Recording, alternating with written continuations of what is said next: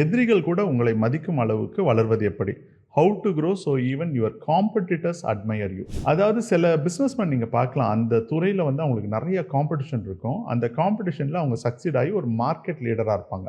அந்த மார்க்கெட் லீடரை பார்த்து எல்லாருமே அட்மையர் பண்ணுவாங்க. நம்ம பிராண்ட் புலி சேனலில் சக்தி மசாலா பற்றி ஒரு வீடியோ போட்டிருந்தோம். ஸோ அந்த பர்டிகுலர் பிராண்டை நீங்கள் பார்த்தீங்கன்னா அவங்களுக்கு எவ்வளோ காம்படிட்டர்ஸ் இருக்காங்க அவங்களுடைய மார்க்கெட்டில். இந்தியா ஃபுல்லாக, உலகம் ஃபுல்லாக காம்படிட்டர்ஸ் இருக்காங்க. ஆனாலும் மசாலாக்களின் குயின் அப்படின்ற மாதிரி, மசாலாக்களின் ராணின்ற மாதிரி அந்த பிராண்டுக்கு வந்து அவ்வளோ ஒரு நன்மதிப்பு. அவங்களுடைய காம்படிட்டர்ஸ் கூட அந்த பிராண்டை ரொம்ப அட்மையர் பண்ணுவாங்க, சல்யூட் பண்ணுவாங்க. அந்த இண்டஸ்ட்ரியில் அவங்களுக்கு ஒரு பெரிய ரெஸ்பெக்ட் அவங்க ஏர்ன் பண்ணியிருக்காங்க. எப்படி இந்த மாதிரியான ஒரு ரெஸ்பெக்டை ஏர்ன் பண்ணுறாங்க? உங்கள் எதிரிகள் கூட உங்களை பாராட்டுற மாதிரி எப்படி வளர்றது? இதுக்கான ஒரு பிரமாதமான டிப்பை திருவள்ளுவர் சொல்கிறாரு. இந்த வீடியோ நீங்கள் பார்த்து முடிக்கும் போது அந்த டிப் உங்களுக்கு தெரிஞ்சிருக்கும். Welcome to business lessons from Thirukkural by brandpuli.com. முதல்ல இந்த திருக்குறளை பார்ப்போம். குறள் 630. இன்னாமை இன்பமெனக் கொளின் ஆகுந்தன் ஒன்னார் வழியும் சிறப்பு. அதாவது துன்பத்தை கூட இன்பம் என்று ஏற்றுக்கொண்டு வேலை செய்பவன், உழைப்பவன், அவன் எதிரிகள் பாராட்டும் அளவிற்கு உயர்வான் அப்படின்னு திருவள்ளுவர் சொல்றாரு.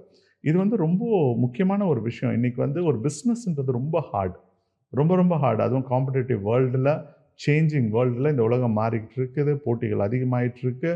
இந்த இடங்களில் நம்ம வந்து கடுமையான உழைப்பை நம்ம கொடுக்கல அப்படின்னா ஒரு பிஸ்னஸை வந்து சக்ஸஸ்ஃபுல்லாக எடுத்துகிட்டு போக முடியாது. அந்த உழைப்பையும் அந்த வேர்வையும் கொடுக்காம எந்த ஒரு பிஸ்னஸுமே வளராது. சில பிஸ்னஸ்மேனை நீங்கள் பார்க்கலாம், அவங்க லைஃப் ரொம்ப கஷ்டமாக இருக்குது, ஹார்டாக இருக்குன்றதை புலம்பிக்கிட்டே இருப்பாங்க.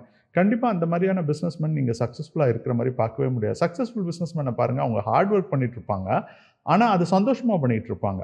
இதை தான் திருவள்ளுவர் சொல்கிறார், இன்னாமை இன்பம் என கொளின். அதாவது கஷ்டம்தான், காலையில் எழுந்துக்கிறது, கடுமையாக உழைக்கிறது, ட்ராவல் பண்ணுறது, பல மீட்டிங்ஸ் அட்டன் பண்ணுறது, பல இடங்களுக்கு போகிறது, நிறைய முடிவுகள் எடுக்கிறது, ராத்திரியும் பகலுமா வேலை செய்கிறது, இதெல்லாம் கடுமையான விஷயம்தான்.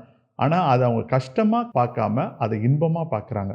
ஒரு ஆண்டர்ப்ரனர்ஷிப்பில் ரொம்ப முக்கியமான ஒரு விஷயம் என்னென்னா, ஹார்டான விஷயங்களை நம்ம ஹாப்பியாக பண்ண கற்றுக்கணும். அந்த ஹார்டான ஒரு விஷயத்த நம்ம ஹாப்பியாக பண்ணும்போது மட்டும்தான் நம்மளுடைய காம்படிட்டர்ஸ் கூட நம்மளை வந்து ப்ரைஸ் பண்ணுற அளவுக்கு நம்மளால் வளர முடியும். இந்த ஒரு விஷயத்தை மிஸ் பண்ணிட்டோம் அப்படின்னா இந்த ஆண்டர்ப்ரனர் ஜேர்னின்றது வந்து மிசரபிள் ஜேர்னியாக போயிடும். இது ஆண்டர்ப்ரனர் ஜேர்னிக்கு மட்டும் இல்லை, திருவள்ளுவர் வந்து வாழ்க்கைக்கும் சேர்த்து சொல்கிறாரு.